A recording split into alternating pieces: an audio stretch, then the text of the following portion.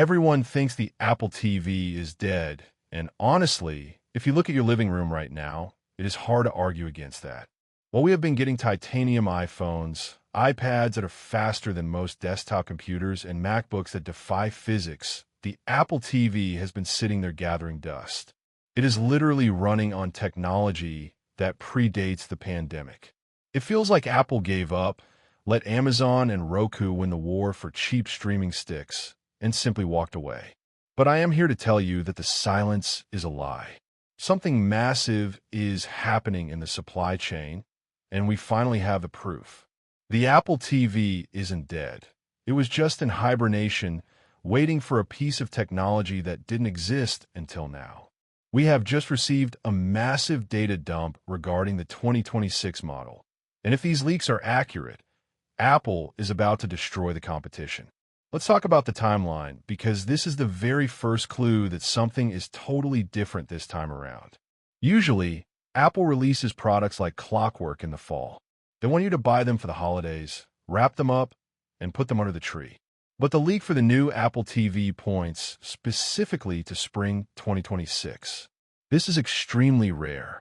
It aligns with a new software build called tvOS 26.4 found deep in the code. Why would they delay a product launch to the spring? It tells us one huge thing. The hardware is ready, but the brain isn't. They're holding this release back because they are waiting for their AI stack to stabilize. Releasing a dumb streaming box in 2026 would be business suicide. They know they cannot just ship another Netflix machine. They need to ship a supercomputer for your living room. That brings us to the heart of this beast, the silicon.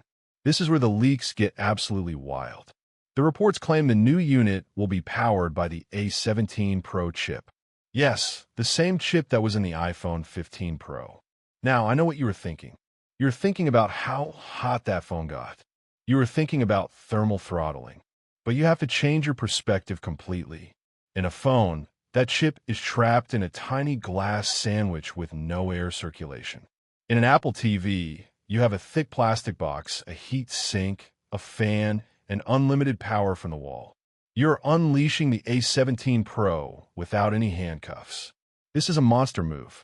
It changes the device from a simple streamer into a legitimate gaming contender. We have heard the Apple TV is a console rumor for 10 years, and it has always been a disappointment. We always end up playing Crossy Road instead of Call of Duty. But the A17 Pro has hardware-accelerated ray tracing.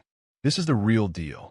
If Apple can actually convince developers to port games like Resident Evil or Assassin's Creed, and those games run natively on your TV without the box melting, the value proposition changes overnight. It stops being a $150 way to watch YouTube and starts being a legitimate competitor to the Nintendo Switch. I'm still skeptical about the games actually arriving, but for the first time in history, the hardware is not the problem. But there's a boring upgrade coming that is actually more important than gaming. It is called Wi-Fi 7. Most people hear new Wi-Fi and think it just means faster download speeds. That is wrong. Unless you have gigabit fiber internet, your speed is already maxed out. Wi-Fi 7 is not about speed. It is about traffic control. If you live in an apartment building or a dense neighborhood, your airwaves are clogged. When you try to AirPlay a video or use your HomeKit lights, and there is a delay, that is congestion. Wi-Fi 7 opens up the 6 GHz band, which is like building a private highway for your data. If Apple wants this box to be the brain of your smart home, this is non-negotiable. It eliminates lag. It makes the device feel instant. It is the kind of upgrade you don't see on a spec sheet, but you feel it every time you press a button. Then there is the feature for the video nerds, AV1 decoding. This is long overdue.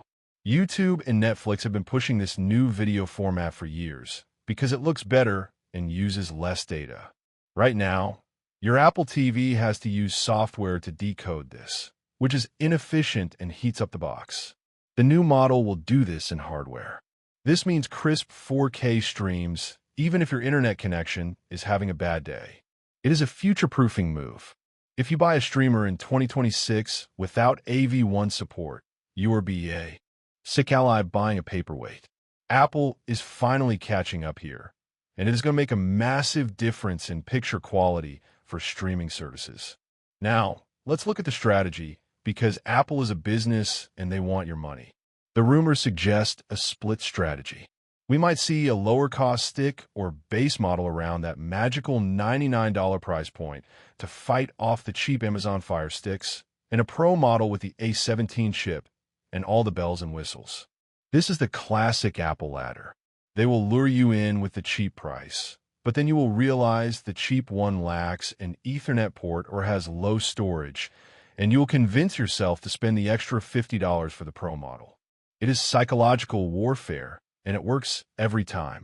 They need to break that $100 barrier to get market share, but they will make their profit on the upsell.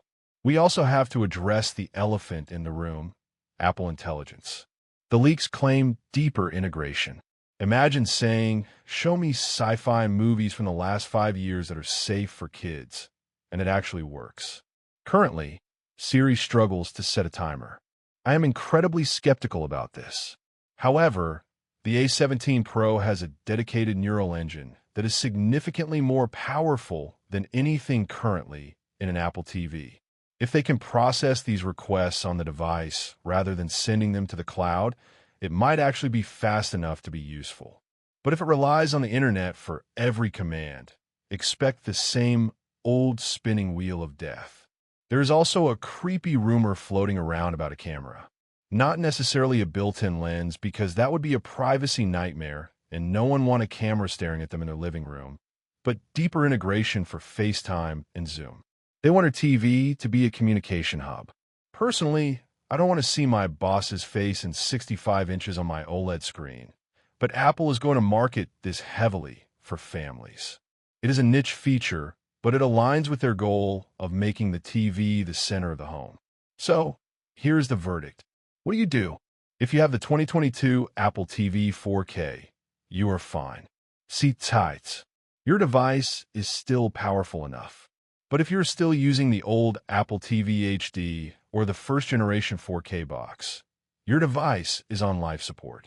The difference between what you have and this 2026 model will be shocking. The apps will open instantly, the stuttering will stop, and the picture quality will improve. Apple is finally taking the living room seriously again because they realized they were losing it. They're throwing raw power at the problem, and for us, that is a good thing. The spring of 2026 is the target. Start saving your pennies now, because this won't be just a streamer. It's going to be a powerhouse. If you enjoyed this breakdown and want to stay ahead of the tech curve, make sure you hit that subscribe button, share this video with your friends who are still complaining about their slow smart TVs, and ring the bell so you never miss an update. I'll see you in the next one.